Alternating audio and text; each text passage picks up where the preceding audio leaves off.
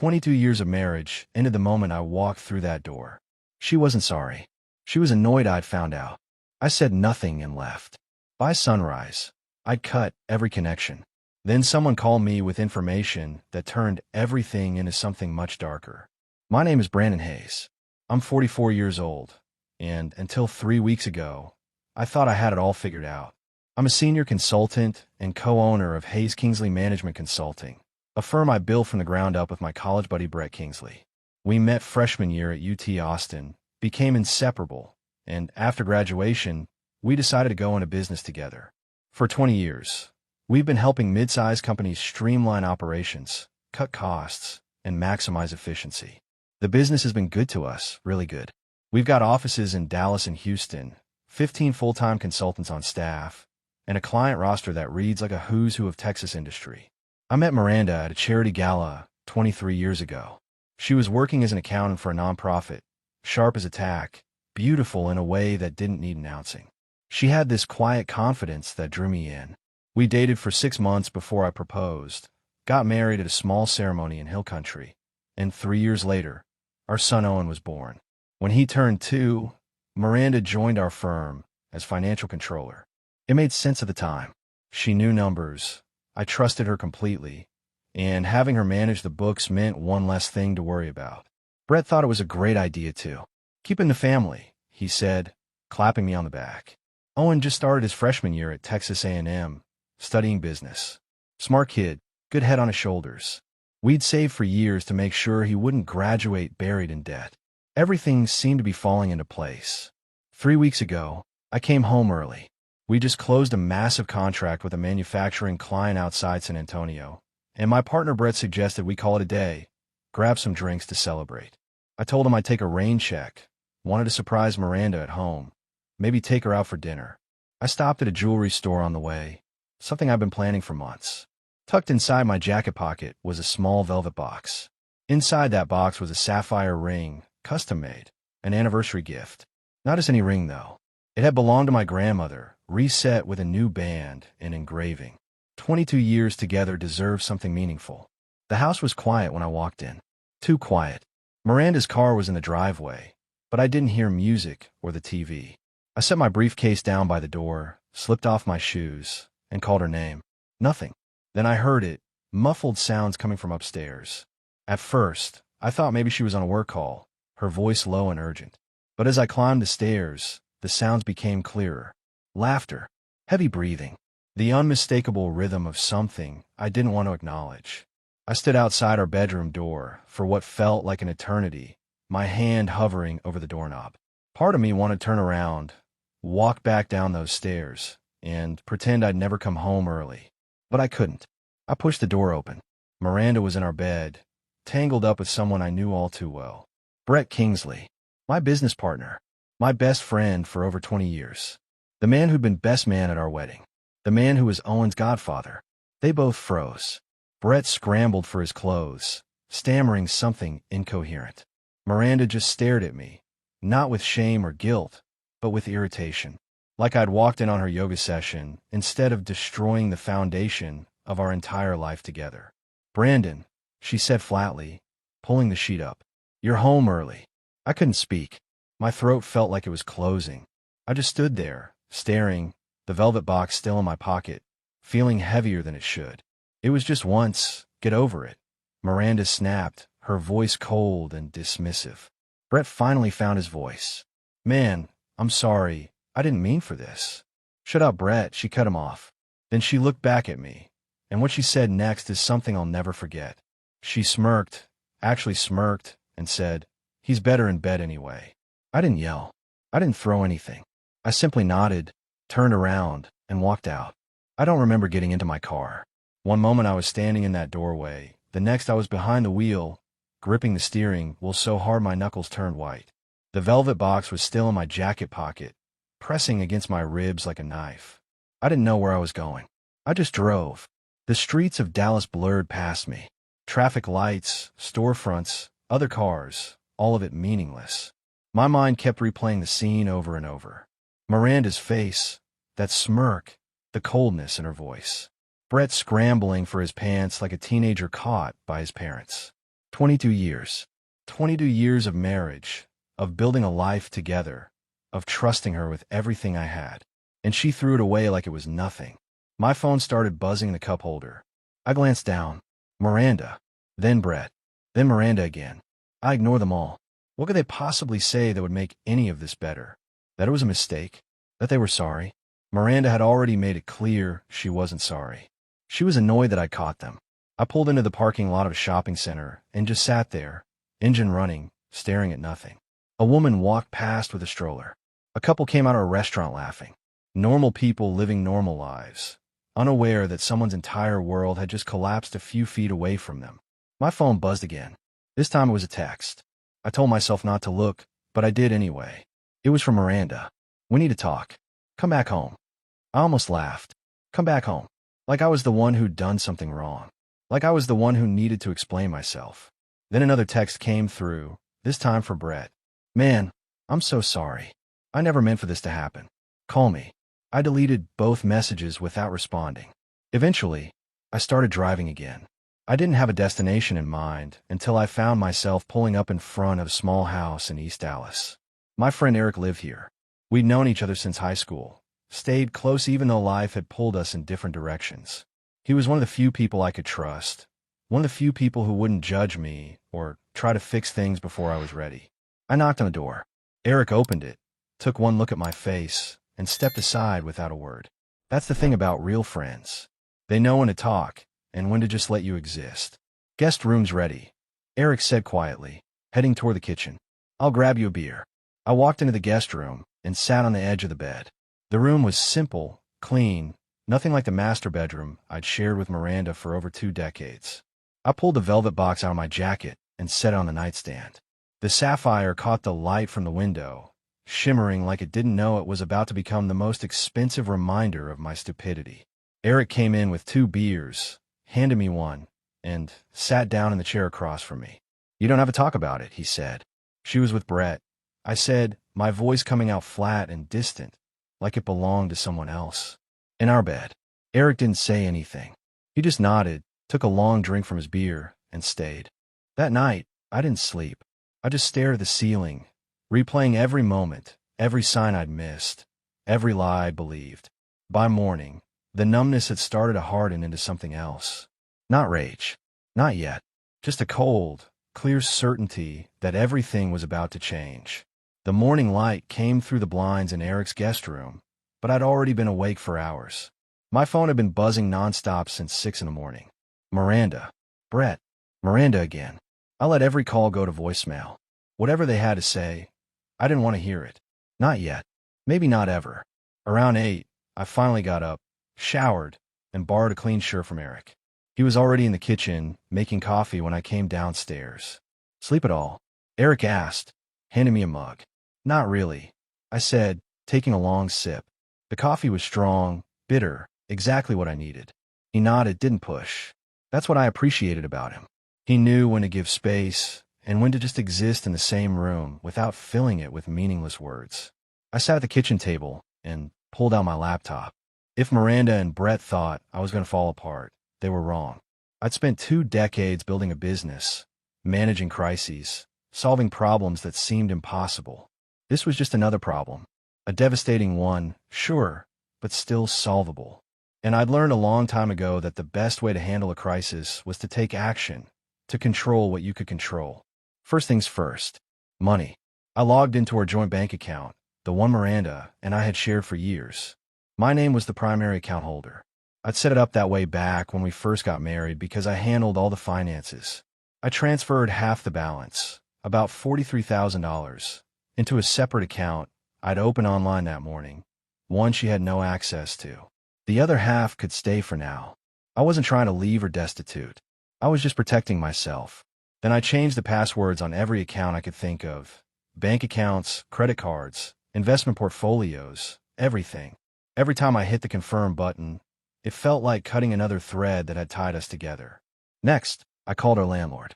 The lease on our house was in my name only. Miranda had sketchy credit when we first moved in together years ago, back when she had some student loan issues she'd never quite resolved, so I'd handled all the paperwork. I explained the situation briefly, professionally, kept emotion out of it. He was understanding, told me there'd be a fee for early termination, about 2 months' rent. I paid it on the spot over the phone using my credit card. Done. Then came the utilities. Electric, water, gas, internet, all my name. I called each company, went through the automated systems, finally got to real people, and scheduled disconnections for the end of the week. If Miranda wanted to keep the lights on, she could figure it out herself. She had a job. She had access to money. She'd manage. I moved on to credit cards. Miranda was an authorized user on 2 of my cards, a Visa and an American Express. I called both banks and had her removed from both accounts. She'd been using them for months, groceries, shopping, spa days, yoga classes, probably gifts for Brett too. That ended today. I checked the recent transactions while I was on the phone with the credit card companies. Hotel charges in Dallas from dates I'd been out of town. Expensive dinners at restaurants we'd never been to together. A jewelry purchase from 3 weeks ago. My stomach turned. By noon, I'd severed every financial tie I could think of. Every click, every phone call, every confirmation email felt like peeling off a layer of dead skin. I wasn't being petty. I was being smart. She'd betrayed me, destroyed our marriage, and now she'd have to face the consequences of her choices. I'd given her 22 years of my life, my trust, my loyalty. She'd given me lies. Eric watched me work from across the room, sipping his coffee. "You're handling this better than I would," Eric said quietly. "I'm not handling it," I replied, closing my laptop and rubbing my eyes. "I'm surviving it. There's a difference." My phone buzzed again. This time it was a text from Owen, my son. "Dad, where are you? Mom's freaking out. What's going on? She said you left and won't answer her calls." My chest tightened. Owen didn't know yet. He was still at college, probably focused on classes and football games and figuring out his major, living the life of a normal 18-year-old. I didn't want to drag him into this mess. Not yet. But I also wasn't going to lie to him. I typed back, "I'm fine. Staying with Uncle Eric for a few days. I'll call you soon. Don't worry about me. Focus on your classes." He responded immediately. "Mom said you guys are fighting. She's really upset." "What happened?" "Fighting." That's what she told him. Like this was some minor argument about loading the dishwasher wrong or forgetting to take out the trash, something that would blow over in a few days. I stare at my phone, try to figure out what to say. How do you tell your son that his mother destroyed your family? That she'd been sleeping with his godfather? That the people he trusted most in the world had betrayed everything? Before I could respond, another message came through, this time from Miranda. "You need to come home. We can fix this. Don't be dramatic. You're overreacting." Dramatic. That word made my blood boil. I'd walked in on her in bed with my best friend, with my business partner, with the man who'd stood next to me at our wedding and promised to support our marriage. And she thought I was being dramatic. She thought I was overreacting. Another text followed. "Think about Owen. Think about our family. Don't throw away everything we built over one mistake." One mistake. She kept using that phrase like it absolved her of everything. I turned off my phone and set it face down on the table. I couldn't deal with this right now. I needed to think clearly, needed to plan my next moves without her voice in my head. "I need to go back to the house," I said to Eric. "Get my things before she does something stupid like change the locks or throw my stuff out." Eric nodded, setting down his mug. "Want me to come with you?" "Yeah," I said. "I think I do. I don't trust myself to stay calm if she's there." Eric grabbed his keys. "Let's go then." We drove to the house in silence. Eric didn't try to fill the quiet with useless platitudes or advice. He just drove, occasionally glancing over at me to make sure I was holding it together. I was barely. My hands were clenched in my lap, my jaw tight, my mind racing through everything I needed to grab, everything I needed to protect. When we pulled into the driveway, Miranda's car was gone. Good. I wasn't ready to face her yet, and I didn't trust myself not to say something I'd regret. Or worse, not to break down completely. Eric parked on the street, and we walked up to the front door together. I still had my key. It slid into the lock like always, turned smoothly, and the door opened easily. Everything looked the same. The furniture we'd picked out together at that overpriced store in uptown Dallas. The photos on the walls, snapshots of a life that no longer existed. Our wedding photo hung above the fireplace, both of us smiling like we meant it, like we believed in forever. I walked past it without looking too closely. I couldn't stomach it right now. "I'll be quick," I said to Eric, my voice sounding hollow even to my own ears. Just need my clothes, laptop, some documents. Eric nodded and stayed near the door, keeping watch in case Miranda came back. Take your time. I've got your back. I went upstairs to the bedroom. The bed was made, sheets changed, pillows fluffed like she was trying to erase what had happened. Like changing the sheets could somehow cleanse the memory of what I'd seen. I opened the closet and started pulling out clothes, shoving them into a duffel bag I found on the top shelf. Shirts, pants, shoes, anything I need for the next few weeks while I figured out where I was going to live, what I was going to do next. I grabbed my laptop from the desk in the corner, the one I used for work when I brought things home. I unplugged the charger, tossed it all into a box I found in the garage earlier. Then I went to my filing cabinet and pulled out important documents: birth certificate, passport, tax returns, business contracts, everything I might need if this turned ugly. And it would turn ugly. I was sure of it. Then I went to the closet where I'd hidden the ring. The shoebox was still there, pushed to the back under my winter coats, exactly where I'd left it months ago. I pulled it out and opened it, already knowing what I'd find but hoping somehow I was wrong. Empty. My stomach dropped. I rifled through the closet, checking every box, every drawer, every shelf, every pocket of every coat. Nothing. The ring was gone. My grandmother's ring, the one she'd worn for 50 years, the one she'd passed to me on her deathbed with tears in her eyes, telling me to give it to someone who deserved it, someone who would cherish it the way my grandfather had cherished her. Then I saw it. A receipt, tucked into the corner of the closet floor, half hidden under a pair of her running shoes. I picked it up and read it. My hand started to shake. A+ Pawn Shop, 2847, Commerce Street. 1 sapphire ring, platinum band, estate piece. $450. $450. That's what my grandmother's ring was worth to her. That's what 22 years of marriage was worth. That's what my love, my trust, my loyalty was worth. $450 and a few afternoons in bed with my best friend. I stood there for a long moment, staring at the receipt, feeling something inside me harden even further. This wasn't just betrayal. This was cruelty. This was her taking everything I'd valued, everything I'd cherished, and turning it into cash so she could fund her affair. I shoved the receipt into my pocket and finished packing, moving faster now, driven by something colder than anger. Anger burns hot and fades. This was different. This was ice. Before I left, I did one more thing. I went to the kitchen, grabbed a notepad from the drawer where Miranda kept her grocery lists and reminder notes, and scrawled a quick message in my handwriting. Lease ends in 30 days. Utilities disconnected by Friday. You're on your own now. Good luck.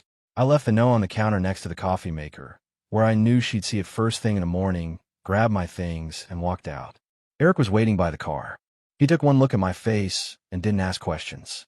He just opened the trunk, helped me load everything in, and we drove away. As we turned onto the main road, I saw Miranda's car coming from the opposite direction. Our eyes met for just a second through the windshields. Her face changed instantly. Confusion, then realization, then panic. She hit the brakes hard, tried to turn around in the middle of the street, but traffic was too heavy. Cars honked. Someone yelled. I watched her in the rearview mirror, frantically trying to maneuver, her face twisted in desperation, and then she disappeared from view. Good. Let her panic. Let her wonder what I'd taken, what I knew, what I was planning. For the first time since I'd walked into that bedroom, I felt something other than pain. I felt power. Eric glanced over at me as we merged onto the highway. You all right? Yeah, I said, surprised to find that I meant it. I'm all right.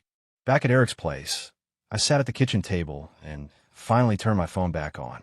The screen lit up like a fireworks display. 38 missed calls. 52 text messages. 10 voicemails. Most were from Miranda, some from Brett, a few from numbers I didn't recognize, probably her parents or her sister trying to get involved in something that wasn't their business. I ignored the calls and voicemails. I wasn't ready to hear their voices yet. Wasn't ready for the tears or the excuses or whatever performance they'd rehearsed. But the texts, those I needed to read. I needed to understand what story they were trying to spin, what lies they were preparing to tell everyone we knew. Miranda's messages started off angry. Where are you? Answer your phone. This is ridiculous. You can't just disappear like this. Then they shifted to panic as she realized what I'd done. The bank accounts are frozen. You cut off the utilities? How am I supposed to pay rent? This is financial abuse. Financial abuse. That phrase made me laugh, a bitter sound that surprised even me. I'd spent 22 years providing for her, building a life for us, making sure she never had to worry about money. And now that I'd stopped funding her lifestyle, stopped paying for her to live comfortably while she destroyed our marriage, I was abusing her. Then the tone changed to desperation. Brandon, please. We need to talk about this like adults. I made a mistake, but don't throw away 22 years over one mistake. Think about Owen. Think about our son. Don't do this to our family. Our family. She kept using those words like they still meant something, like she hadn't already destroyed our family the moment she invited Brett into our bed. Brett's messages were different, more calculated, more manipulative. Man, I know you're hurting. I would be too if I were in your shoes. But let's talk this through. We've been friends for 20 years. Don't let this destroy everything we built together. Then, more aggressive. You're making a huge mistake. Think about the business. Think about our clients. Think about the 15 people who depend on us for their livelihoods. Don't do something you'll regret just because you're angry. Just because I'm angry. Like anger was an unreasonable response to finding your wife and best friend together. Like I was supposed to be calm and rational about this. Then I saw messages from people I hadn't expected. Claire, Miranda's younger sister, sent 3 texts. Brandon, I don't know what happened, but Miranda's a mess. Please call her. Whatever it is, you guys can work it out. You always do. My friend Tom from the gym wrote, "Hey man, heard things are rough. Let me know if you need anything. Beer's on me whenever you're ready." Even my mother-in-law, Patricia, sent a message. "Brandon, dear, Miranda told me you had an argument. These things happen in marriage. Don't let pride get in the way of forgiveness. Come home and talk to her." An argument. That's what Miranda was telling people. Not that she'd cheated, not that she betrayed me, just that we'd had an argument. She was already controlling the narrative, already playing the victim. I needed proof. Not for me. I'd seen enough with my own eyes. But for when this inevitably went public, when people started taking sides, when Miranda tried to paint me as the villain who abandoned his wife over nothing, I needed documentation that showed the truth. I opened my laptop and started compiling everything. Bank statements showing Miranda's excessive spending over the last 6 months. Credit card bills with charges from hotels in Dallas I'd never stayed at, restaurants I'd never been to, a jewelry purchase 3 weeks ago that I'd never received, the pawn shop receipt for my grandmother's ring, carefully photographed and saved, screenshots of every text message, every missed call, every piece of evidence that showed the timeline of events. Then I did something I've been putting off. I called a lawyer. The next morning, I woke up to a message from someone I didn't expect. Lila Brooks. She'd been friends with Miranda since college. One of those friendships that had lasted through marriages, kids, cross-country moves.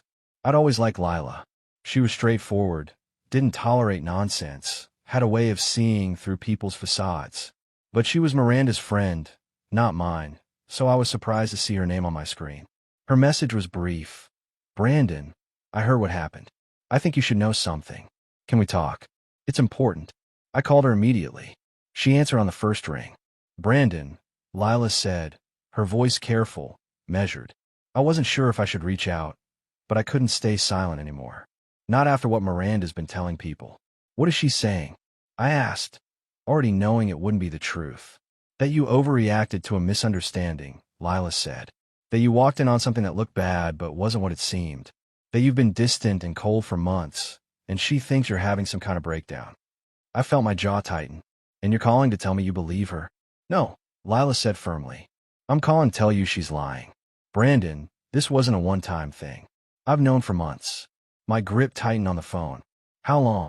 "At least 4 months that I know for certain," Lila replied. "Maybe longer." I saw them together at a restaurant in Fort Worth back in February.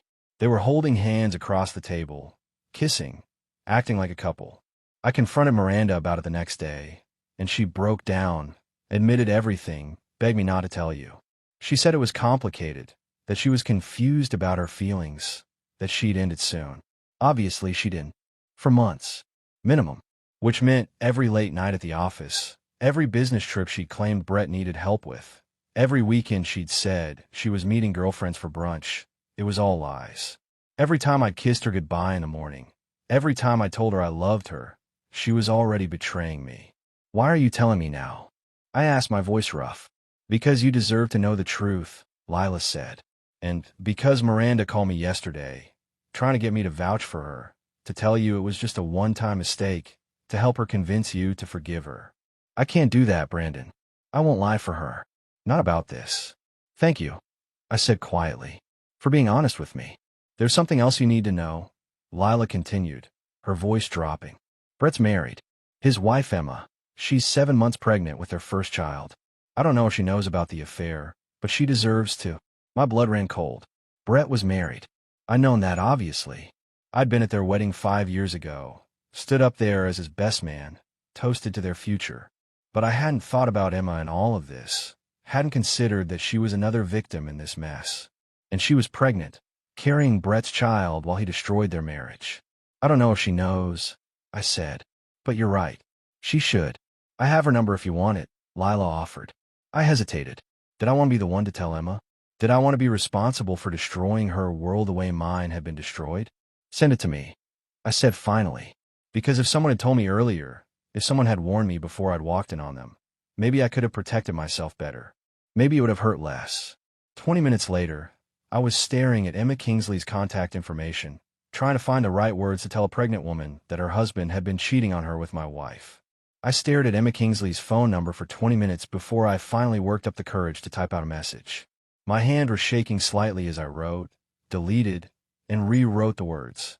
How do you tell a pregnant woman that her husband has been unfaithful? How do you deliver news that will shatter her world?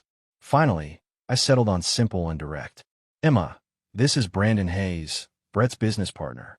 I'm sorry to reach out like this, but there's something you need to know. Brett has been having an affair with my wife, Miranda. I found them together in my home 3 days ago. I thought you deserved to know the truth. If you need proof or want to talk, I'm here. I hit send before I could second-guess myself, then set the phone down on Eric's kitchen table and waited. My heart was pounding. Part of me hoped she wouldn't respond, that maybe she already knew, that maybe this would somehow be easier than I imagined. 3 minutes later, my phone buzzed. I knew something was wrong. Emma wrote back. He's been distant for months, working late all the time, taking calls in the other room. I kept telling myself I was being paranoid, that it was just work stress. Thank you for telling me. I need to see proof. I sent her everything I had. Screenshots of text messages I'd found on Miranda's iPad that she'd forgotten to delete. Credit card statements showing hotel charges and restaurant bills from dates I'd been out of town. Photos I'd taken of the pawn shop receipt for my grandmother's ring. I laid it all out. Every piece of evidence that proved this wasn't a misunderstanding or a one-time mistake. Emma's response came 30 minutes later. I'm 7 months pregnant with a child. 7 months. And he was doing this the entire time. My chest tightened reading those words. I'm so sorry, Emma. You didn't deserve this. Neither of us did. No, we didn't, she replied. But they're not going to get away with it.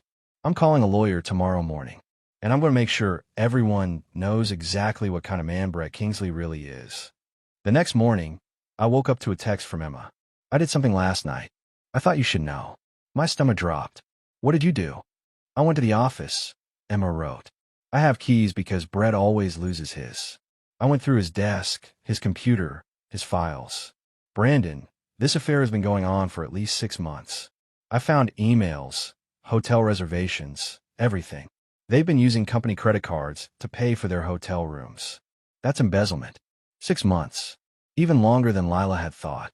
Which meant every business trip, every late night at the office, every time Brett had said he was working on a big client proposal, he'd been with Miranda instead.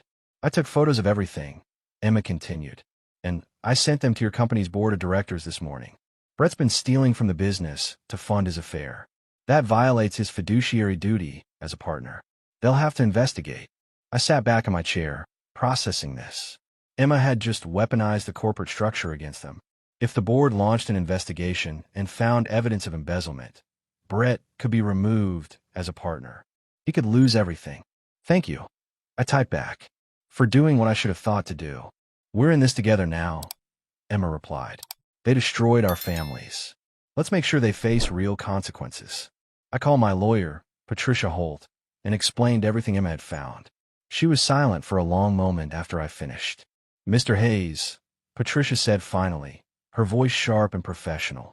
If what Emma found is accurate, your wife and your business partner have been committing fraud. This changes everything. We're not just talking about a divorce anymore. We're talking about potential criminal charges. 2 days later, I received a call from Richard Hoffman, the chairman of our company's board of directors. I'd known Richard for 15 years, respected him, trusted his judgment. His voice was grave when he spoke. Brandon, we need to talk about the allegations Emma Kingsley brought to our attention, Richard said. The board has been reviewing the evidence she provided. I'm afraid it's worse than we thought. How much worse? I asked, already bracing myself. Brett has been using company credit cards to pay for hotel rooms, dinners, and travel for at least 8 months, Richard said. We're talking about $73,000 in fraudulent charges. He's been billing them as client entertainment expenses, but we've contacted the clients he claimed to be entertaining. None of them were ever at those locations. $73,000. Brett had stolen $73,000 from our company, from our employees, from the business we'd built together, just to fund his affair with my wife. There's more, Richard continued. Miranda, as the company's financial controller, approved every single one of those fraudulent expense reports. She signed off on them, processed the reimbursements, and never flagged them as suspicious. Either she was complicit in the theft, or she was criminally negligent in her duties. My hands clenched into fists. Miranda hadn't just cheated on me. She'd helped Brett steal from our company, helped him cover his tracks, helped him destroy everything we'd worked for. What happens now? I asked. The board is meeting tomorrow morning, Richard said. We're going to vote on whether to terminate Brett's partnership and refer the matter to law enforcement. We're also going to terminate Miranda's employment effective immediately. I'm sorry, Brandon. I know this is your wife, but we can't ignore theft on this scale. She's not my wife anymore, I said quietly. Do what needs to be done. That afternoon, I got a message from Owen. Dad, what's going on? Mom called me crying. She said she lost her job. She said you're trying to destroy her. Is that true? I closed my eyes, took a deep breath, and called my son. It was time he knew the truth. Owen, I said when he answered, I need to tell you something, and it's going to be hard to hear. Dad, you're scaring me. Owen replied, his voice shaking slightly. Your mother had an affair with Brett. I said, the words coming out flat and emotionless. I found them together 3 days ago. I walked in on them in our bedroom. That's why I left. That's why I cut off financial support. And now we've discovered that Brett has been stealing from the company, and your mother helped him cover it up. There was a long silence on the other end of the line. Then I heard Owen take a shaky breath. Uncle Brett, Owen said finally, his voice breaking. My godfather. Yes, I said. And Mom knew? She helped him. Yes. Another long silence. Then Owen spoke again, his voice harder now, colder. I need some time to process this, Dad. But I believe you. Mom's been acting weird for months. I thought it was just stress from work, but now it makes sense. Take all the time you need, I said. I'm here when you're ready to talk. After we hung up, I sat in Eric's living room and stared at the wall. My son knew the truth now. My business partner was about to lose everything. My wife was about to face criminal charges. The board meeting happened on a Thursday morning. I wasn't invited to attend, which was probably for the best. I would have said things I couldn't take back, done things that wouldn't have helped anyone. Instead, I sat in Eric's living room, waiting for the call that would tell me what decision they'd made. Richard Hoffman called me at 11:30. His voice was somber but firm. Brandon, the board has voted unanimously to terminate Brett Kingsley's partnership effective immediately, Richard said. He's been removed from all company accounts, stripped of his access credentials, and escorted from a building. We're also referring the matter to the district attorney's office for potential criminal prosecution. I let out a breath I didn't know I'd been holding. What about Miranda? Her employment was terminated this morning, Richard said. We've also filed a civil lawsuit against both of them to recover the stolen funds. Our lawyers believe we have a strong case. Thank you, Richard, I said quietly, for handling this the right way. You built this company, Brandon, Richard replied. You and your integrity. We're not going to let two people destroy what you've worked so hard to create. That afternoon, I met with my lawyer, Patricia Holt, in her downtown Dallas office. She had news. Miranda's attorney contacted me this morning. Patricia said, sliding a folder across her desk. She wants to negotiate a settlement. She's offering to sign the divorce papers without contesting anything if you agree not to press criminal charges. No, I said immediately. She doesn't get to buy her way out of this. Patricia nodded, like she'd expected that answer. I thought you'd say that. Here's what I recommend. We proceed with the divorce. We let the company pursue its civil case, and we let the district attorney decide whether to file criminal charges. You focus on rebuilding your life. What about the ring? I asked. My grandmother's ring. Patricia pulled out another document. I've already contacted the pawn shop. They still have it. The redemption period hasn't expired yet.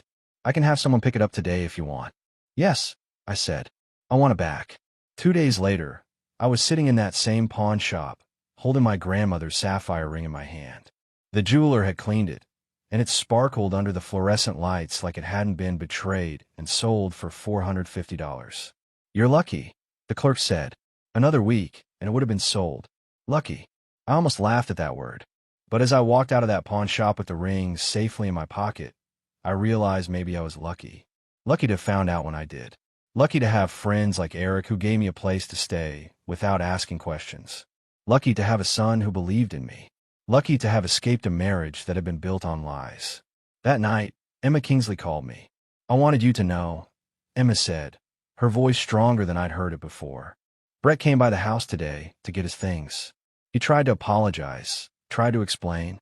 I told him the only thing I wanted from him was a divorce and child support. He's not going to be part of this baby's life. Not after what he did.